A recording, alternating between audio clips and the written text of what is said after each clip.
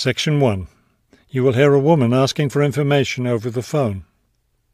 First, you have some time to look at questions 1 to 5 on page 45.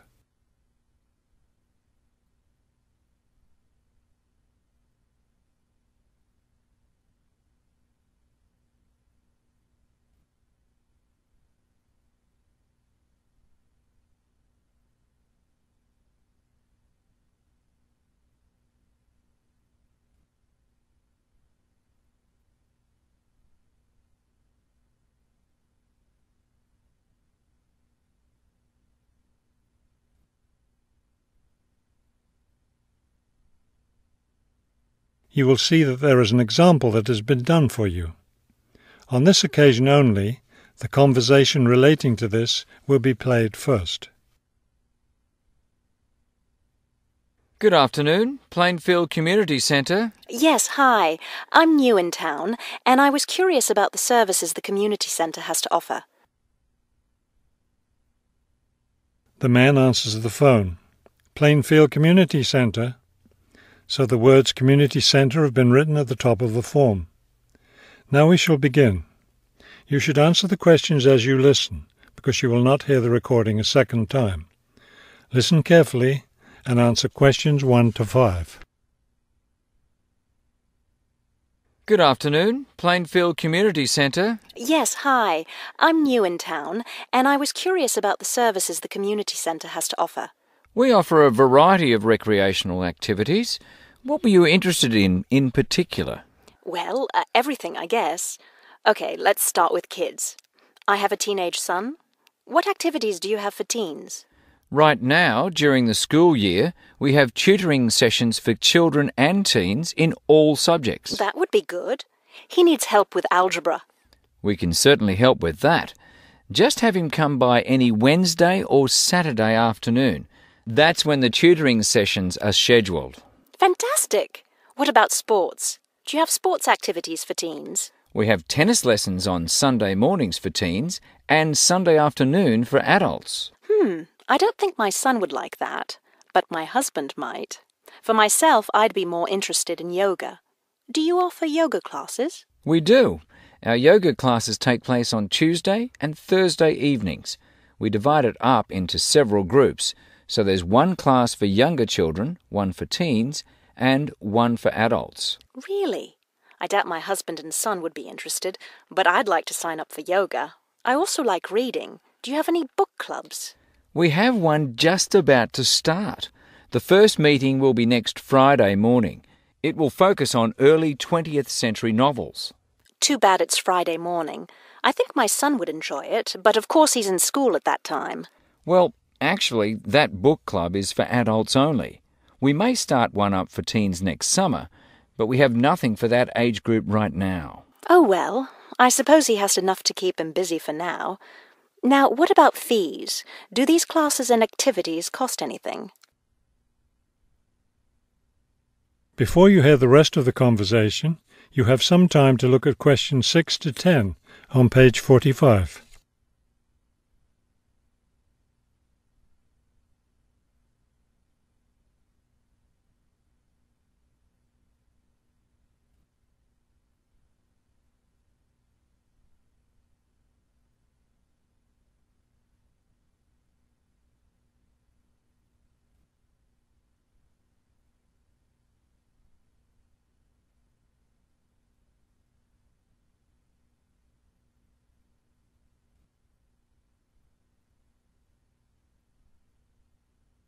Now listen and answer questions 6 to 10. There's a small charge for non-members for each class. However, they're all free to members. Would you be interested in becoming a member? How much does the membership cost? Not much at all. The yearly fee is $75 for individuals and $225 for families. What do I get with the membership? You get free access to all classes and activities. And you can use our facilities like the tennis court, the exercise room and the meeting room. It's not a bad deal, really. Could you tell me exactly where the centre is located? It's at 107 Elliott Street. Is that Elliott with 2 L's or 1 L? 1 L. IOT. It's right downtown. I think I know where it is. Do you have free parking? Yes, you can park just across the street. There's a garage there. That sounds easy enough. Maybe I'll come in one day next week and sign up for some classes. That would be fine. But don't come on Monday because we're closed that day. We're open Tuesday through Sunday. Oh, thanks for telling me. Maybe I'll stop in on Tuesday then. Can I pay for the classes with a personal cheque? We accept cheques and credit cards. Okay, thank you very much. You've been very helpful. That is the end of section 1. You now have half a minute to check your answers.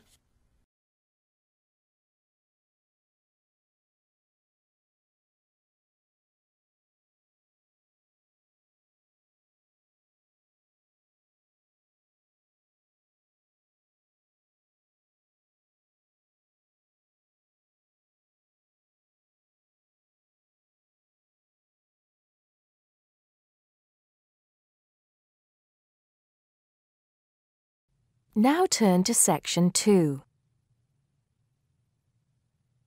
Section 2. You'll hear a man talking about living and working on Trinidad. First, you have some time to look at questions 11 to 15.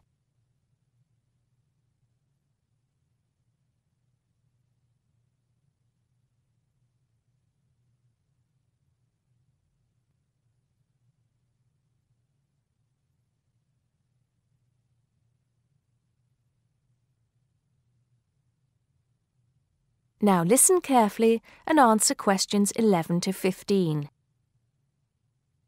Hi, I'm Steve Pinfold, and I'm here today to tell you about my gap year, which I took about 20 years ago. Unlike many students these days who go travelling or get some work experience between school and university, I decided to do something completely different after finishing my degree. I applied to work for a charity organisation. What it does is it sends people with particular skills to countries where those skills are needed. Apart from having some experience teaching English to summer school students, I didn't have any particularly useful skills, I thought, but luckily I was still accepted. I had to find the money for the flight, but you get free accommodation. I stayed with a family of 5. And you do get paid, but not much. It's a bit like pocket money, enough to get by. I worked in an orphanage and taught English at a local school. Where was I?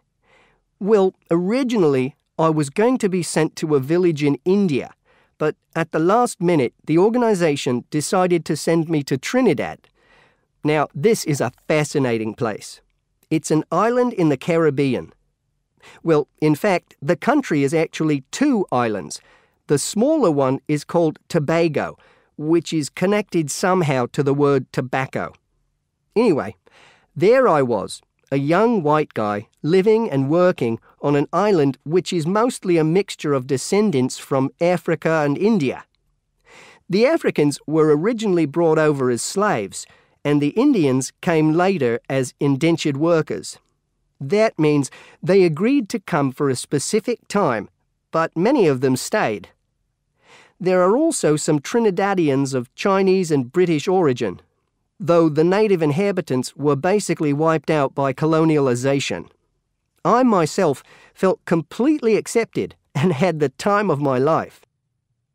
The language everyone speaks is English, so there was no problem for me there, but some concepts don't quite translate. They're pure Trinidadian. There's the term liming, for example, which means sitting around watching the world go by. Also, there's the famous carnival, when the whole island is taken up in playing mass.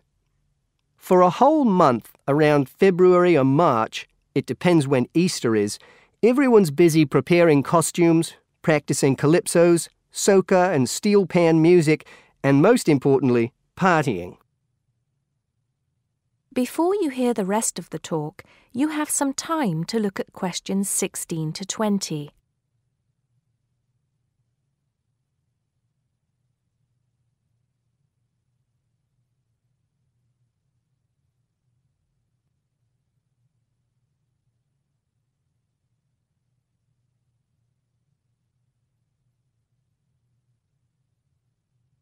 Now listen and answer questions 16 to 20. When the actual official carnival starts, it's days of 24-hour dancing in the streets. In Trinidad, it's called whining. You've probably seen this sort of thing on TV, in the more famous carnival in Rio, or even at the Notting Hill Carnival in London. Many people join bands, each one of which has a theme. For example, the Sea or Jungle Fever, and they have costumes designed and made to go with the theme. These can cost $1,000 for the king and queen of each band. They're incredible. The whole city is a non-stop party zone full of colour and sound. It's serious too. The bands are in competition and the winner gets $1 million. Sorry, I got a bit carried away with those memories. Back to my real job there. The orphanage was called St. Augustine's, and that's also the name of the place where it was, St. Augustine, a town just outside the capital city, Port of Spain. I didn't have any particular job description, just to be with the children and tell stories, sing songs and play games. Oh, and we also went camping in the jungle once. I could tell you a few stories about that particular escapade. Every time I arrived at the gate, kids would come running towards me, shouting, with big smiles on their faces. The younger children seemed fascinated by my blonde hair and loved to touch it as if it was something miraculous. The English teaching I did 2 days a week in a primary school for 6 to 11-year-olds. The kids may have been poor, but they all wore neat and clean uniforms and were so respectful and enthusiastic. I've now been teaching for many years in different countries, and I still think those were the best students I've ever taught. What else did I do while I was there? I swam a lot. Can you imagine what it's like swimming with dolphins and with pelicans diving into the sea right next to you? More seriously, I trained to be a Samaritan. That's someone who listens and supports people who have problems with their lives. Overall, what I took from the experience was a sense of being in another culture, or rather cultures. As humans, we all share many characteristics, but we express ourselves in various ways. In Trinidad, there are lots of different communities and religions, and so many different kinds of festival to see. Hindu, Muslim, Christian, as well as some rather mysterious African traditions. There are quite a few Rastafarians too. Trinidad is, as Americans are fond of saying of their own country, a melting pot where everybody is greeted warmly. Go and see for yourself. I'm not sure how it's changed since I was there, but I'd love to find out. That is the end of section 2. You now have half a minute to check your answers.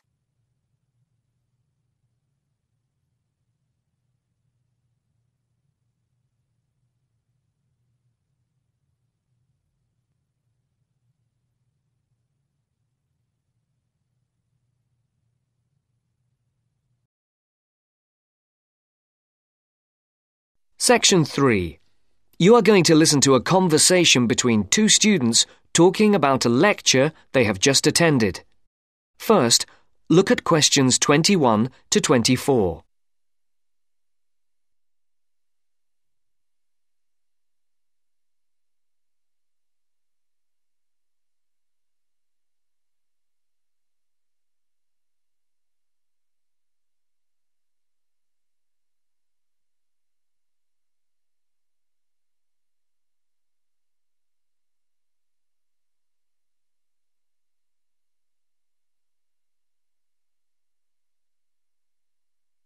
There are 4 alternative answers, A, B, C, and D, for each question. Decide which alternative is the most suitable answer and circle the appropriate letter. Henry, don't you think Dr. Adams' lecture was really very good? He could talk about the telephone directory and make it interesting. All his lectures are like that, Astrid. He's just one of those people. I wish we had him as our tutor. I bet you that he is very demanding, though. Boris is in his tutorial group and agrees that he is a brilliant lecturer, but he puts them under a lot of pressure. But don't you think that's good? Perhaps, but I am glad to have Dr. Adams as a lecturer.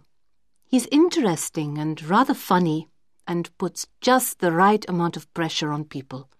Did you take lots of notes in the lecture? Yes, actually I did.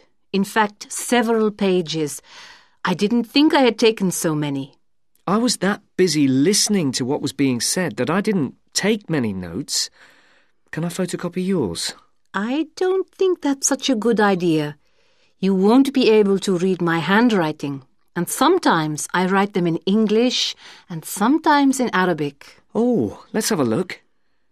Wow, your notes are so neat. There's not much Arabic. There is on this page. Oh, yes, there is. Dr. Adams would be pleased to see this, especially given what he was talking about. Don't you keep careful notes? Sometimes. It depends on the lecture. I don't think I'll forget Adams's lecture today, but some of the detail will fade.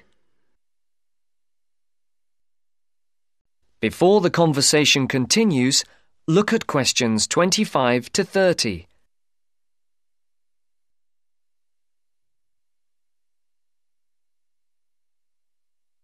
I type up everything afterwards so you can have a copy then and you can fill in anything I have missed. I'm not so good on the broader concepts. I'm better when it comes to detail. Just what Adams was talking about. Well, I am definitely a detail person. I need to have everything written down before I can get the concepts clear. As you listen to the next part of the conversation, Write no more than complete 4 opposite. words. For questions I find all the 25 detail to clutters 27, up my mind and I get very for questions frustrated, 28 to which 30, was just what he was on write about. no more than 2 He mentioned words a book he'd for written. each answer. He mentioned several. The one on space and the individual? Yes, called My Space. It's on the book list. So it is. I think I'll get that out of the library or get my own copy. Did you get what he said about spatial awareness?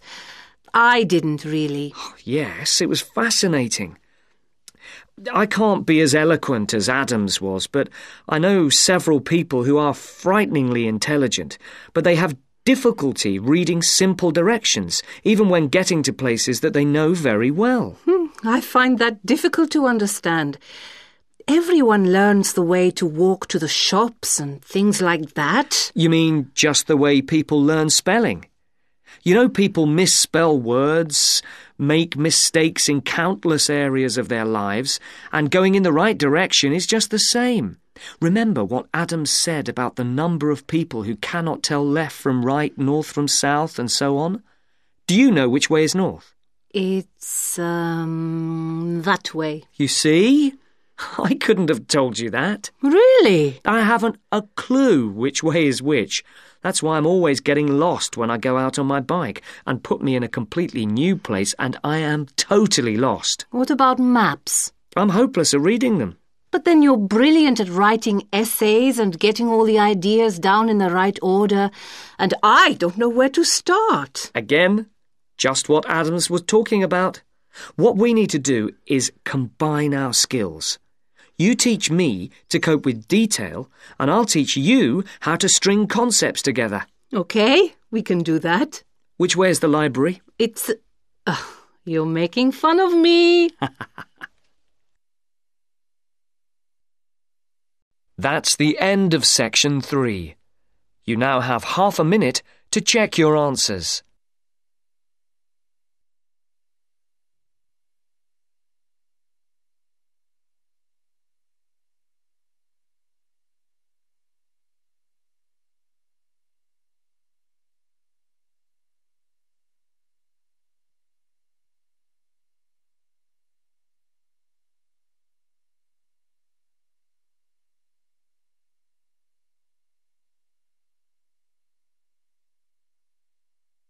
Now turn to section 4.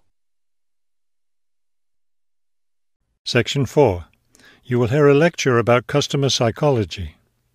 First, you have some time to look at questions 31 to 35 on page 47.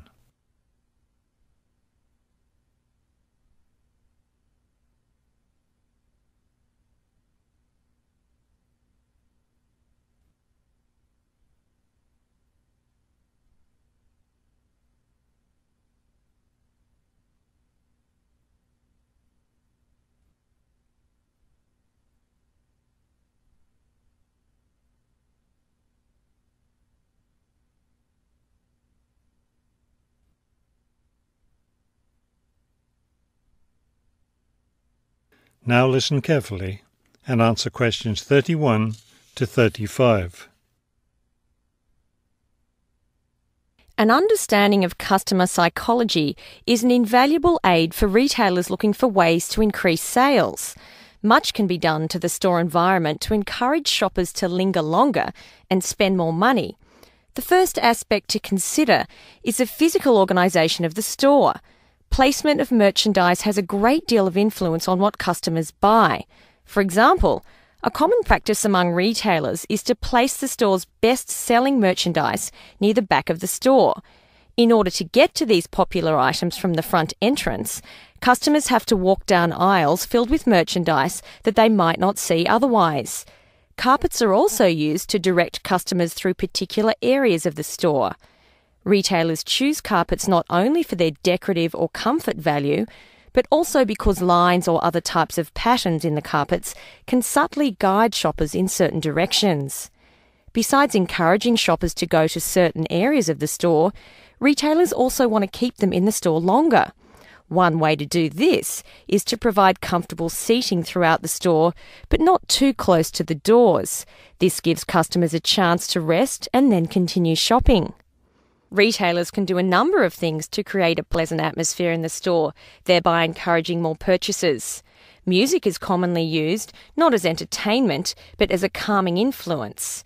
It can slow the customer's pace through the store, making them spend more time shopping and consequentially making more purchases. Scents are also used in various ways. Everyone has had the experience of being drawn into a bakery by the smell of fresh bread. Experiments have been done with other types of scents as well. For example, the scent of vanilla has been used to increase sales in clothing stores. Before you hear the rest of the talk, you have some time to look at questions 36 to 40 on page 48.